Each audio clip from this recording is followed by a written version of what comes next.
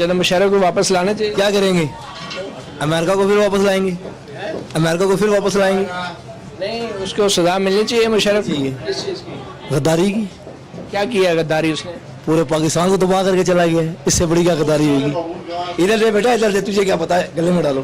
तो आपके ख्याल में हमारी अदालतें उसको सजा दे लेंगी? यानी कि सुप्रीम कोर्ट चीफ जस्टिस देगा ही, फिर ये इंसाफ तो सबके लिए बराबर होना चाहिए। पूरा होना चाहिए। मगर जो कल शेख रशीद के साथ हुआ वो क्या हुआ है, वो तो नाजायज हुआ है फिर हमारे साथ। शेख रशीद क्या होना चाहिए था शेख रशीद के साथ? कोई नाइल होना चाहिए था, नाइल होना चाहिए था।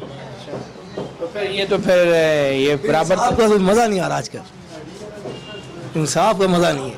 ये सारा तराजू एक तरफ नवाज शरीफ की तरफ गिरा हुआ है। बस नवाज शरीफ को बस बुड्ढो बना दे, फांसी दे दे किसी तरह। ये आप कहते हैं कि साकिब निसार जो है सही कर रहा है, फिर कहते हैं नवाज शरीफ के ऊपर। जर्नैलों के हक में सही कर रहा है, जर्नैलों के हक में बिल्कुल ठीक कर रहा है, मगर नवाज शरीफ के हक और शेख रशीद में उन्होंने बहुत ज़्यादा नाइंसाफ़ी करी है। शेख रशीद की अपनी ज़मीनें थी मगर नहीं माना वो, जब उसने कबूल करा है फिर भी चीफ जस्टिस नहीं माना इस बात को। नहीं तो शेख रशीद को नायल होना चाहिए था, नाइल होना चाहिए। और नवाज शरीफ के साथ नाजायज हुई है। आप देख ले, यही मुल्क था 3 साल पहले दहशत गर्दी में घर से बाहर नहीं निकलता था, घर से बाहर नहीं निकलता डर के मारे कि बम ही ना फट जाए।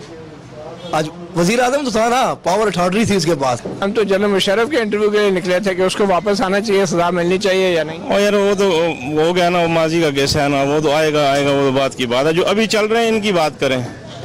हाँ, अभी किन की बात करें? ये जो अभी जो केयर टेकर आए इनका खैर नहीं है, लोग जो पिछले इनसे गुजरे हैं 5 साल जिन्होंने गुजारे हैं उनसे नहीं कंट्रोल हो सका। अभी ये जो है ये क्या करेंगे, ये तो 2 महीने के लिए आए हैं, तो ये तो टाइम पास वाली गेम है। कंट्रोल नहीं हो सका, कीमतें नहीं कंट्रोल हो रही, रेट्स जो उसी तरह चढ़े हुए हैं। हाँ, पेट्रोल देखें कहाँ पहुँच गया, डॉलर कहाँ